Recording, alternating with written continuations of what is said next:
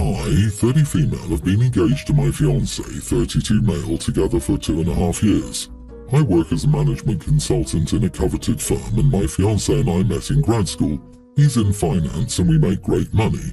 We have a good life together and are set to marry in the next 3 months.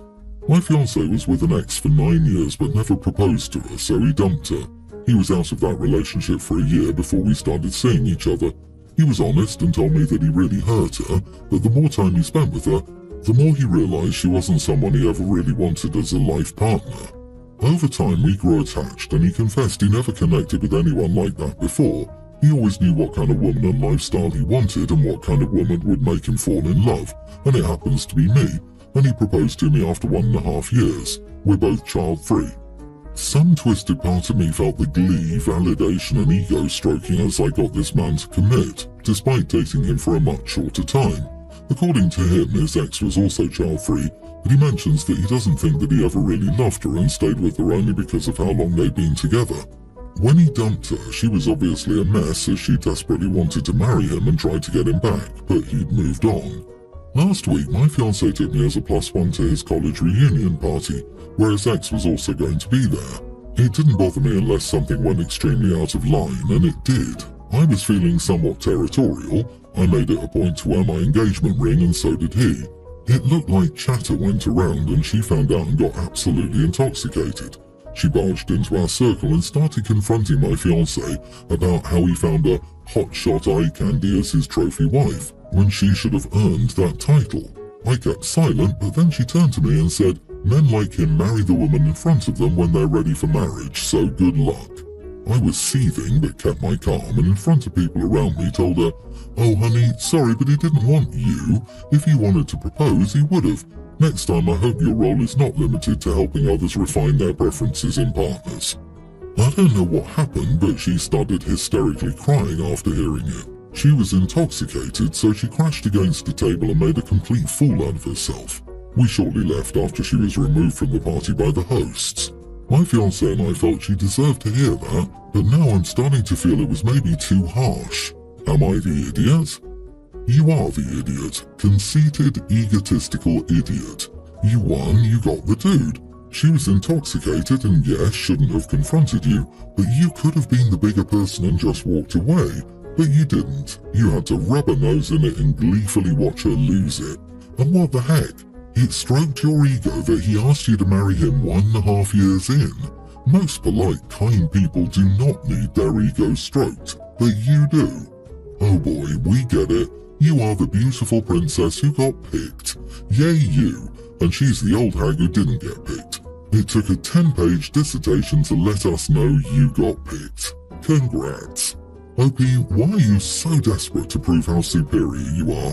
Why can't you have compassion for her? You could just as easily have been the other woman he led on for 9 years and then just moved on from. I have no respect for your fiancé, a spineless little worm. Me. Awesome me. OP sounds like such a delight. Darling, you do know about karma, don't you? Just give him 6.5 more years and you'll find out. Just wait till he gets bored of you, like he got bored of her. That poor girl. Exactly. OP will spend the next 6.5 years telling everyone she got picked, but then she'll have to start all over trying to get picked again. OP, how are you in your 30s and still have this kind of high school relationship naivety, like getting married in 3 months with some mic drop? Like engagements and marriages never crash and burn. The two of you are in for an extremely harsh wake-up call somewhere down the line. Bless your hearts. 2.5 years and you believe in some sort of soulmate nonsense that will keep either of you from improving yourselves until you destroy each other because you both already think you're the cream of the crop. Ah, yeah. Bless. I gave birth to my second child a few weeks ago. I already have a son. This time I had a daughter. My husband and I named her Alana. We announced the name and didn't expect any real reaction to the name, but my sister had an almost immediate reaction of, "OMG, why would you name your child Alana?" It was so confusing to me because it was such a strong reaction. I told her we thought the name was pretty and would grow nicely with our daughter. She told me it was the worst name ever, and I was so shocked that I didn't even ask her why she hated it so much. We didn't speak for a week, and then she said we needed to talk. I agreed because I was still so taken aback by her reaction. She showed up at my home and overreacted more to the name. She said it was so crappy that we chose the name and how could we do that to her niece. I asked her what she was talking about and asked her why she hated the name so badly. I was wondering if she'd had some terrible experience with an Alana, unbeknownst to me, but all she could say was that the name was ugly and an easy target for being made fun of. I asked how and she said it was pukey and nobody should be saddled with such a terrible name. She said we needed to change the name before our daughter got too old. She said she didn't know what to say to me, knowing I'd chosen Alana as a baby name. She was giving me nothing reasonable, at least to me, since I don't think Alana is an easy name to be bullied over, so I told her her reaction to the name was over the top and totally rude to my husband and to me. I told her she might not love the name, but she need not go so hard on us for giving our daughter the name. She told me I was rude and should listen to her when she was trying to save my daughter from torment, and that I should trust her enough to believe her and not criticize her. Am I the idiot? Not the idiot. I was expecting some crazy over-the-top name like Makylie, Broccoli, or Tinkerbell, or something that hasn't aged quite as well. Alana is a normal name. Tell your sister to get over herself and stay in her lane. Your baby will be fine with her name. May I suggest Lanny as a nickname? LOL. I don't get it either. How can an emotionally mature adult have such an adverse reaction to a name without being able to explain why? Unless you can provide some context, I think your response is fair. Alana isn't exactly an unusual name or anything. I think we've all heard of it.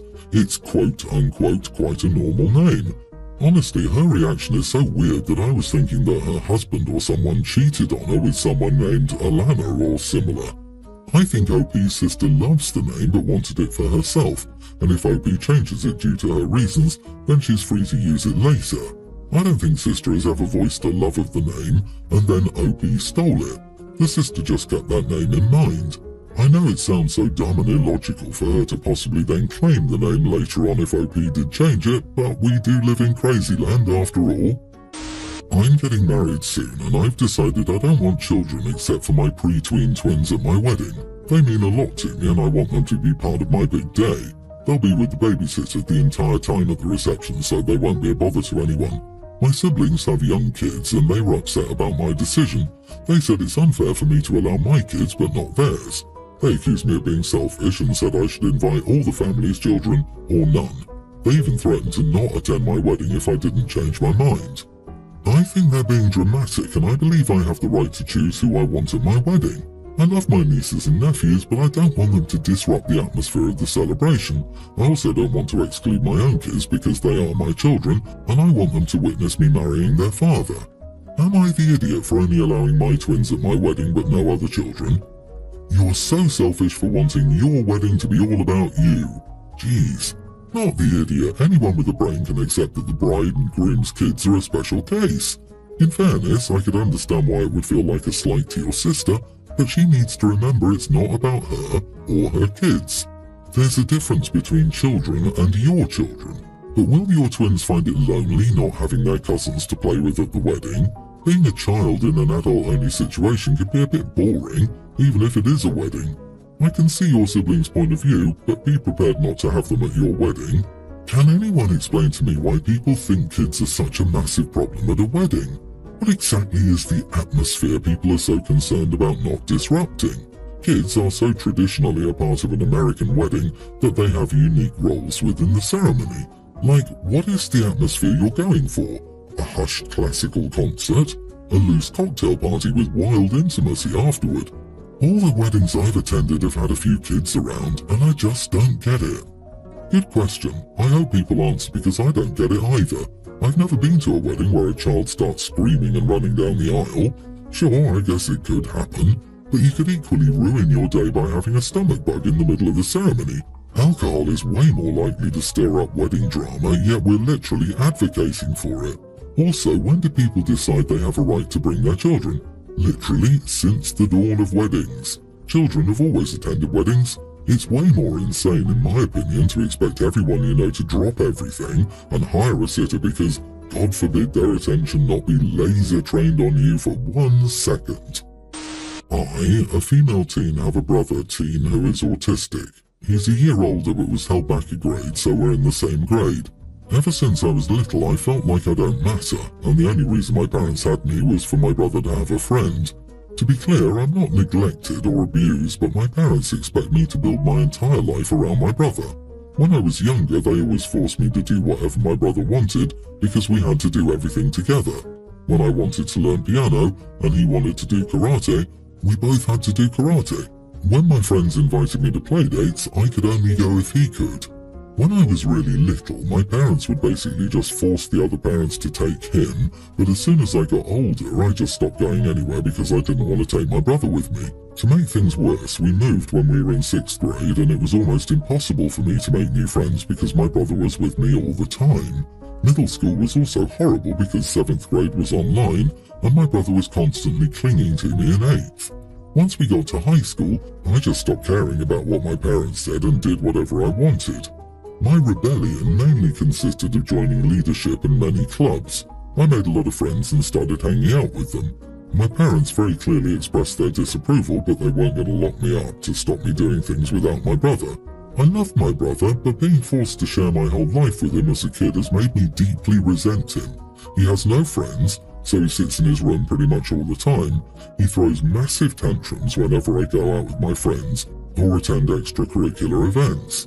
I feel bad for him, but I'm sick of being his constant, unwilling companion, and there's nothing I can do to help him. My parents always take his side and try to make me feel bad for living my life. Our latest conflict was about homecoming. I'm a princess, and I'm excited because I couldn't go last year because I was sick. My brother asked a girl to go with him, but she rejected him, so he's really upset and wants me not to go because he's not going. Today there was a picnic to kick off homecoming week and he didn't go, but when I got back from it, he threw a huge tantrum when I left and was still crying when I got back hours later because he didn't want me to go to homecoming. My parents asked if I could just not go, but I told them that I don't care if my brother doesn't like it and he can't control my whole life. They said his mental health is suffering because he has no friends and doesn't have the best grades, and watching me have fun and do great at school isn't helping. I told them that his mental health was not my problem, and I would go to homecoming whether they liked it or not. My brother's still crying in his room and didn't come out to eat dinner. Am I the idiot? Not the idiot. Your parents aren't doing you or your brother any favours by thinking the solution is for you to stay home. Your brother has to learn that the world won't revolve around him. One day your parents won't be here and he needs to be given the tools to live independently or in a group home. Based on what you've said, it doesn't sound like he's so severe that he's unable to function. I'm surprised your parents aren't doing more to foster his independence. He needs help with his mental health, but it's up to them to get it for him and help him. You are not his parent. Absolutely. It's ridiculous for her to be expected just to pause her life for her brother's sake. Also, what about OP's mental health? Would hers not be harmed by throwing her life away because her parents and brother want her to? You're mistaken when you say you have not been abused or neglected by your parents. This absolutely is toxic behavior. You all need family counseling. It's your parents' responsibility to help your brother cope in life without sacrificing you to do so. You're an independent person, not an emotional support animal for your brother. You deserve to have interests and a life of your own. As a side note, I can only hope my children's future teenage rebellions consist of joining leadership programs and extracurriculars. Like seriously, a mother can only dream of such rebellions. Please keep doing that. It'll be great for you, in full sincerity. When you have no contact with them in a few years, I hope they finally realize what they've done to you. Grow, be free and happy, live your life. I have a preschool daughter. She's in her princess phase. My sister-in-law and I differ on a few things, but one thing we disagree on is boy and girl clothes and toys. I wasn't strict with it when Emma, my daughter, was little. She wore all types of clothes since she was a baby and she didn't care. At the time, sister-in-law would give baby boy clothes and I didn't care. The issue is she keeps doing this. Emma is really clearly a girly girl. She likes dresses, she plays with fake makeup, and she has a fake kitchen set. She has some boy toys like trucks and whatnot, but they collect dust. I've talked to her before. It was Emma's birthday yesterday and sister-in-law gave her guy clothes. My daughter made a face when she saw them. I waited until after the party to give them back. My daughter made it clear to me that they were ugly and wouldn't wear them. We had a huge argument and she called me a jerk for staying with gender stereotypes. I'm doubting myself on this. Not the idiot. I don't agree with gender stereotypes either, but I also know that unless it's inappropriate attire, like a swimming costume in winter, arguing with a 4-year-old about their wardrobe wastes everyone's precious time. Your daughter isn't going to wear those, and your sister-in-law is wasting her money, and you're stopping her from doing so. There are other things she could buy apart from clothes. E.g., there are so many kids' books on brilliant women from history, she could get some of those. Gifts should be targeted to the recipient, not the giver's belief. That said, your daughter is now getting old enough for you to work with her on graciously accepting gifts we don't like without making faces, etc. LOL, that's very true. What are boy clothes exactly? Comfortable, functional clothing maybe? Not pink? At her age, your daughter is highly unlikely to have strong feelings about aesthetic things, but is mirroring your strong signals. So, yeah, you are the idiot, both for enforcing strong gender conformity and for rejecting gifts. Say thank you, donate them, and be grateful.